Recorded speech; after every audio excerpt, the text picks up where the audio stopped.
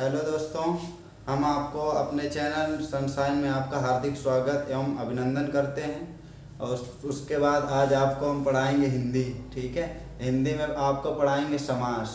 ठीक है, आप लोग हमारे साथ जुड़िए और समास पढ़िए। ठीक है, जैसे अगर हम समास पढ़ेंगे, इस समास शब्द का शाब्दिक अर्थ होता है संक्षेप।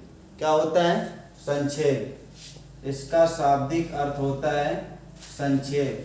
अगर हम कहें तो एक प्रकार से दो या दो से अधिक शब्दों या दो पदों के मेल को समास कहते हैं। ठीक है, अगर कहें तो दो या दो से अधिक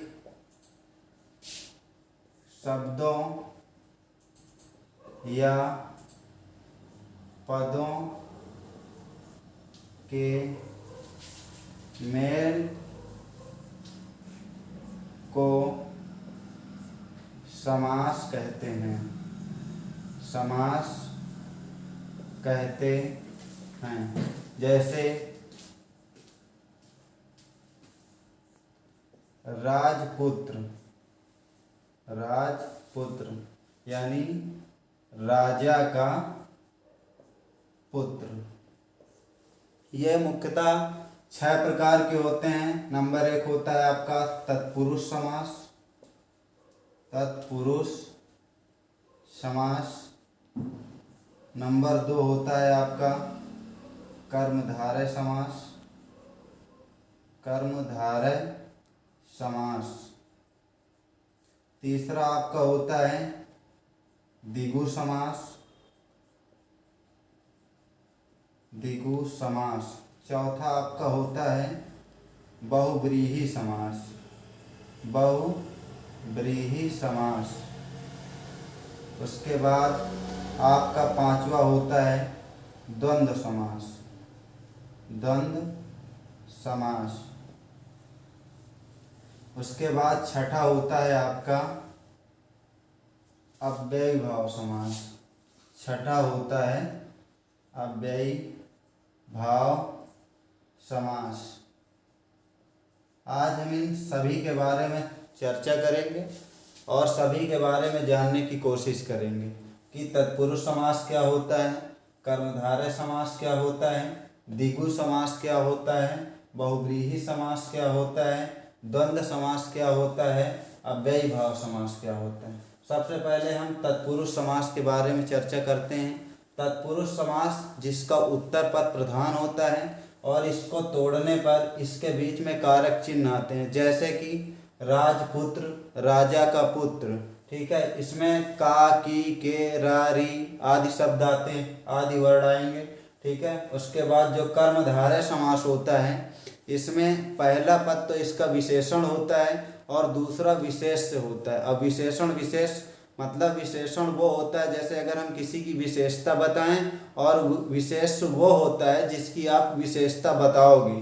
तो इसका जो प्रथम पद होगा वो विशेषण होगा और दूसरा पद जो होगा उसका विशेष होगा हमेशा। और इसके बारे में एक चीज़ और जान लो, जब भी हम इसको तोड़ेंगे इसके बीच में है जो या के समान आएगा। ठीक है, और तीसरा आपका है द्विगु समास। इसमें हमेशा गिनती आएगी, जैसे चौराहा है, तिराहा है, त्रिभुवन है। और उसके बाद हमेशा समुदाय, किसका बोध होगा? समुदाय का।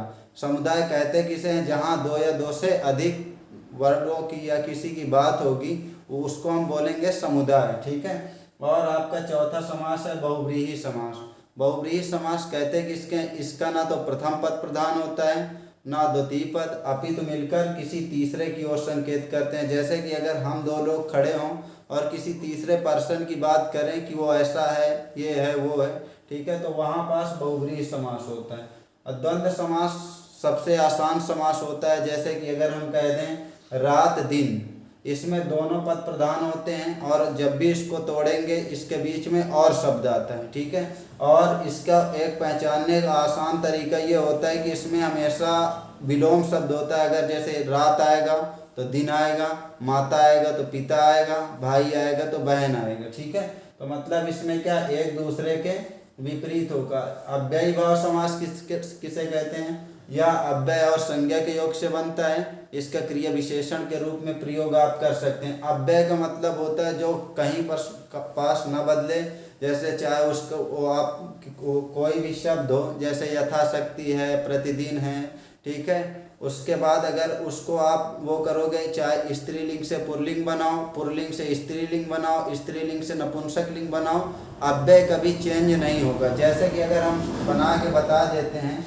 जैसे अगर प्रतिदिन, प्रतिदिन अगर कह दें रीता प्रतिदिन नहाती है, रीता प्रतिदिन नहाती है, ठीक है। तो ये हमारा वाक्य कैसा है? स्त्रीलिंग है।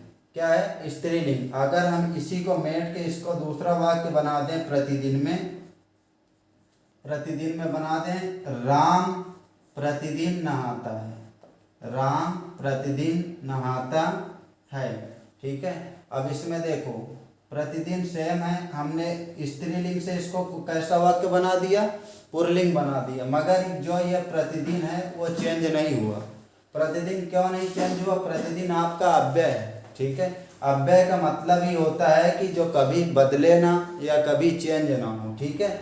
और उसके बाद इसको पहचानने का एक और आसान तरीका होता है कि इसमें हमेशा उपसर्ग आता है। जैसे अगर हम इसको कहें अगर इसको हम कहेंगे, ठीक है, अगर प्रतिदिन है हमारा, जैसे इसको हम लिख दें प्रतिदिन, इसका क्या होगा? प्रति प्लस दिन, तो इसमें उपसर्ग क्या है? प्रति। तो एक और इसको अव्ययी भाव समास पहचानने की ट्रिक होती है कि जिसमें उपसर्ग हो वो क्या होगा? अव्ययी भाव समास होगा। अब हम लोग इसको तत्पुरुष समास है, कर्मधारय है, द्विगु है, बहुव्रीहि है, द्वंद्व है, अव्ययी भाव, इसको विस्तृत से जानने की कोशिश करेंगे और ये हमारी अगले नेक्स्ट वीडियो में मिलेगा आपको। हमारी आपको वीडियो कैसी लगी? ठीक है, अगर आपको अच्छी लगी तो आप कमेंट करिए और लाइक करिए और हमारे चैनल को सब्सक्राइब करिए, ठीक है। आज हमारी ये फर्स्ट क्लास है, कल से हम आपको और बेहतर देने की कोशिश करेंगे। धन्यवाद।